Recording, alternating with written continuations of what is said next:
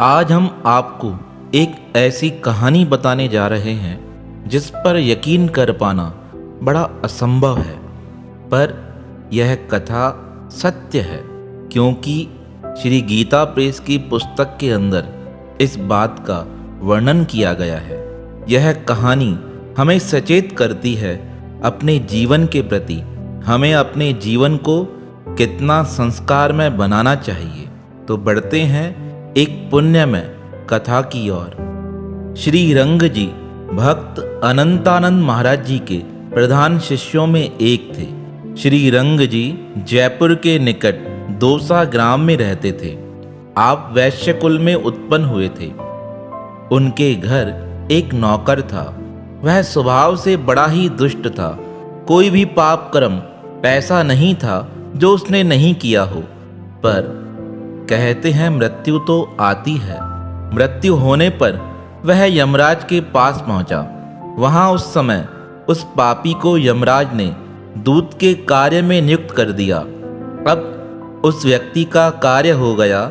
जो व्यक्ति संसार में मरने वाला होता था वह उनके प्राण हर के यमराज के पास लेकर जाता था।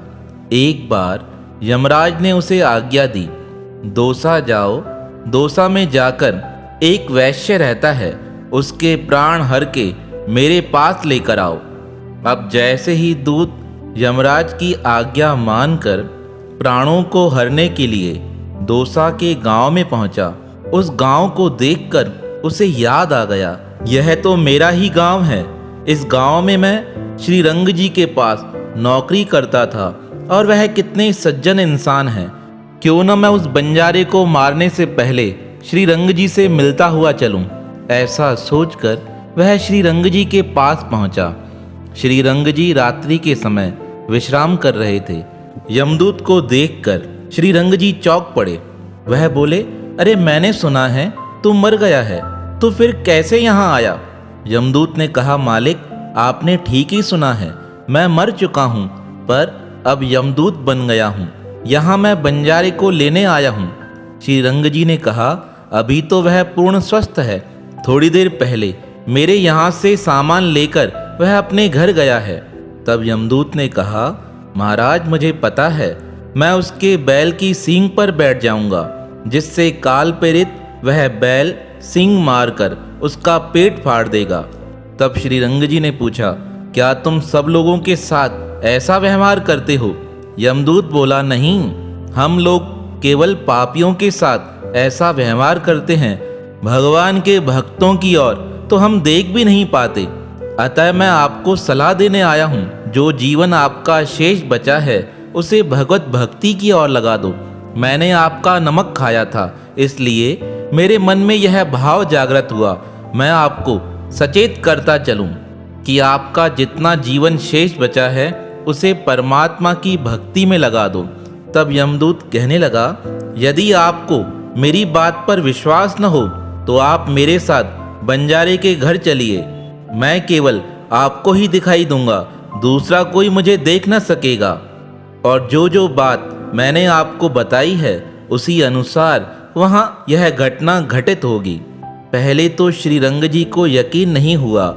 तब श्री रंग जी पूछने लगे, क्या तुम सबको ऐसे ही लेकर जाते हो? तब यमदूत कहने लगा, जिसका जैसा कर्म होता है उसके अनुसार ही उसे दंड दिया जाता है। यह कहकर यमदूत बंजारे का प्राण हरण करने के उद्देश्य से उसके घर की ओर चला। पर यमदूत के कहने पर अब श्री रंग जी उसके साथ बंजारे के घर आ गए।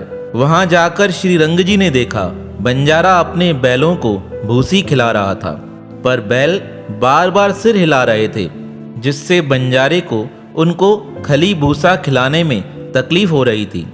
इस प्रकार बंजारे ने 3 बार प्रयास किया बैल को अपने हाथों से खिलाने का, पर बैल माना ही नहीं। ठीक उसी समय बंजारे को क्रोध आया और क्रोध आने पर बंजारे ने दोनों हाथों से बैल के सींगों को पकड़ लिया। ठीक उसी समय यमदूत जाकर बैल के सींगों पर बैठ गया। अब तो काल की प्रेरणा से बैल ने क्रोध में भरकर सींग से ऐसा प्रहार किया कि बंजारे का पेट ही फट गया। उसकी आंतें बाहर निकल आई और उसी समय वह मृत्यु को प्राप्त हो गया। जब श्री रंग जी ने यह सारी घटना देखी तो उन्हें यकीन नहीं हुआ। वह मन ही मन विचार करने लगे कि यह कैसी प्रेरणा है। अचानक यह यमदूत आते हैं और काल की प्रेरणा से जीव के प्राण निकाल देते हैं। अब तो उनके मन में बड़ा भय बैठ गया। वह यमदूत की ओर देखकर कहने लगे, तुम बताओ मेरा कल्याण किस प्रकार होगा। तब वह यमदूत जो श्री रंग जी के पास पहले नौकर था कहने लगा, महाराज इस समय भक्त अनंतानंद जी दुनिया के महान संत हैं, आप उनकी शरण में चले जाओ, वह आपका कल्याण कर देंगे। कहते हैं उसकी बात सुनकर श्री रंग जी सब कुछ त्याग कर परमात्मा की सेवा के लिए अपना घर त्याग भक्त अनंतानंद जी की शरण में आकर रहने लगे। और जैसे जैसे उनके मन में भक्ति का भाव बढ़ता ही गया, एक दिन अनंतानंद जी ने कहा, हे वत्स, अब तुम अपने घर जाकर परमात्मा की भक्ति का प्रचार करो। जयपुर के निकट दोसा ग्राम में जहाँ तुम रहते हो वहीं जाकर परमात्मा की भक्ति का संचार करो। उनकी आज्ञा मानकर श्री रंग जी अपने ग्राम आ गए। कहते हैं एक बार श्री रंग जी के पुत्र रात में विश्राम कर रहे थे, तभी उनके पुत्र को एक प्रेत दिखाई दिया। वह प्रेत बड़ा ही भयंकर था। वह प्रेत श्री रंग जी के बेटे को बड़ा परेशान करने लगा। तब उनका पुत्र अपने पिताजी के पास आकर कहने लगा, पिताजी मुझे एक प्रेत दिखाई देता है, वह कहता है मेरा कल्याण करो, मुझे तो बड़ा भय लगता है, आप बताइए मैं क्या करूं। अपने पुत्र की बात सुनकर श्री रंग जी कहने लगे, आज तुम उस स्थान पर विश्राम नहीं करना जहां तुम सोते हो, आज तुम्हारे स्थान पर मैं सोने जाऊंगा। जैसे ही श्री रंग जी वहां सोने गए, प्रेत उन्हें भी परेशान करने लगा।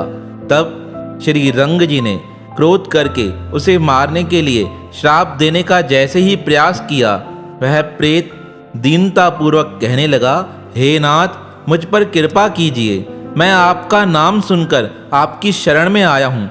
मेरे जाति के सारे लोग आपकी कृपा से अपना जीवन संवार चुके हैं, अब आप मुझ पर कृपा कीजिए, मेरा कल्याण कीजिए।